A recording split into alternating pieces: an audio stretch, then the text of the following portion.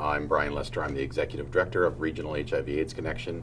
We are an AIDS service organization, a 35-year history of addressing HIV, issues related to prevention of HIV, support to people who are living with HIV, and do a lot of education and awareness about HIV and AIDS in our community.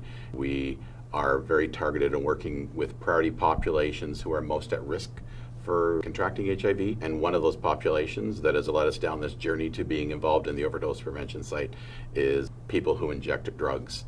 And so our organization has an extensive history prior to the overdose prevention site working with people who inject drugs through our needle syringe program, our counterpoint needle syringe program.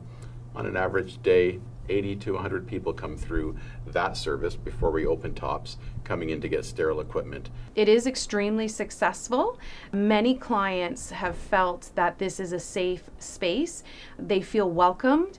It is a period in the day for them where they feel safe and they can talk to someone. My name's Shay and I'm the manager of sexual health at the Middlesex London Health Unit. I also, in the past year or so, have worked on the opioid crisis, specifically focusing on supervised consumption facilities.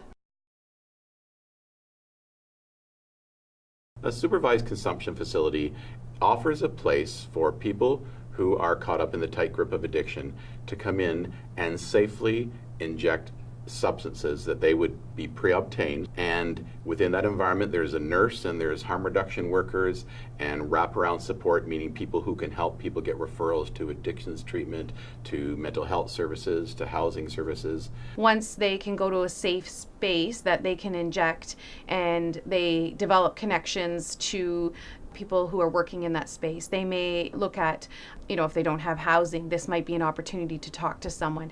They're right there. It's more comfortable to interact right there than get on a bus and go to a location they may not be familiar with. We can connect people. Then what they can do is that they may make small changes in their life. They may decide, I'm going to be in housing. I may decide, I am thinking about it. That is an opportunity that wouldn't have existed if we didn't have these sites.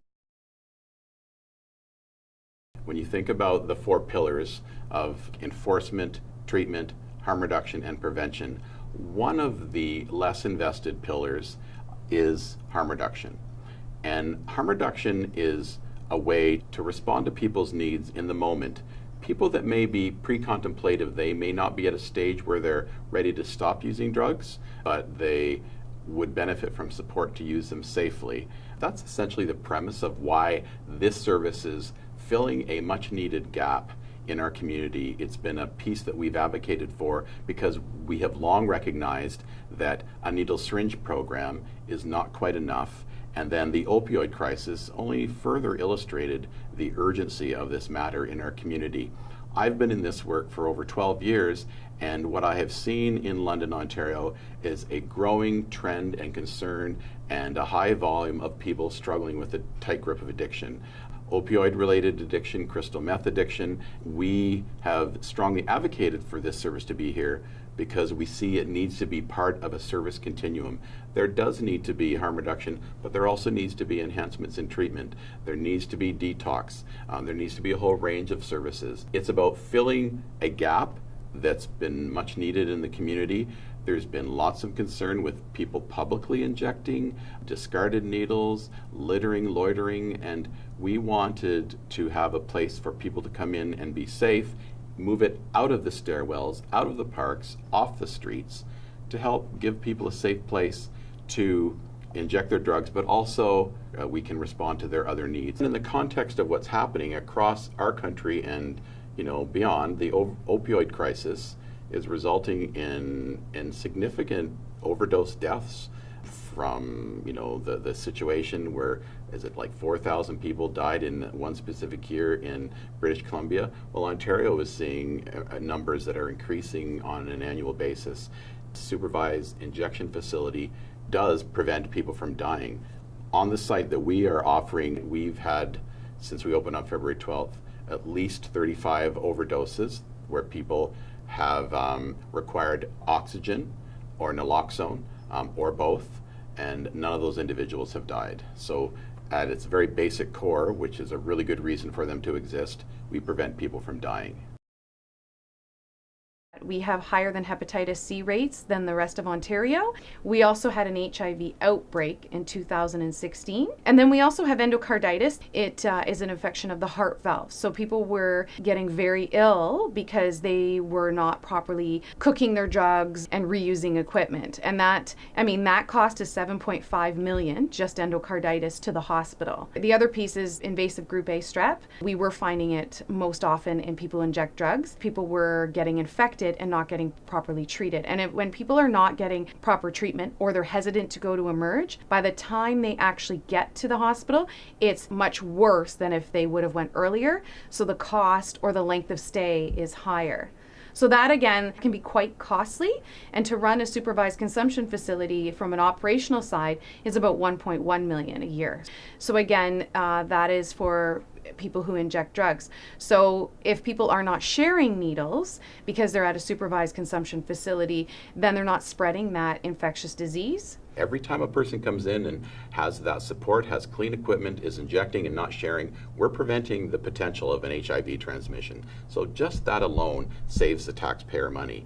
The other element is we all hear about the cost of emergency rooms, the high volume in emergency rooms, the cost to emergency services, the cost to police services. All of the work that we're doing helps to prevent those interactions. So I can say confidently that we're actually saving money in the system by investing in these prevention activities. Yeah, it's to me a no-brainer. The concept of harm reduction is an enabling intervention, whether it's a supervised injection service or a needle syringe program or other harm reduction initiatives. The evidence is overwhelmingly illustrates that it is not enabling injection. Just because there's clean needles doesn't mean someone is going to say, oh, they have clean needles, I'm going to start using crystal meth. Generally, the reason people get caught up in the tight grip of addiction is they have experienced some type of trauma in their life, some type of pain. They're trying to numb a pain from some perhaps physical abuse, sexual abuse, other traumatic experiences in their lives. And that is a key thing that is what drives people to use substances. And we have not seen people come into our site, our overdose prevention site, or our longstanding needle syringe programming saying, this is my first day to use drugs and I'm doing this because you're offering this service. People are actually using drugs unsafely. They're using equipment that's not sterile. They're injecting in stairwells. They were doing this long before the overdose prevention site came. And when I think about us opening the overdose prevention site and our capacity to connect with people and refer them to other supports, well, we're seeing those outcomes where we're actually a gateway to treatment and other kinds of support. So enabling is not happening. Enabling people to be healthy and take care of themselves is what happens in that site. I don't think it's right to let anyone die unnecessarily on the street. And I think it's a great partnership with Regional HIV/AIDS Connection because they have really good relationships with the client. Clients are attending more than once.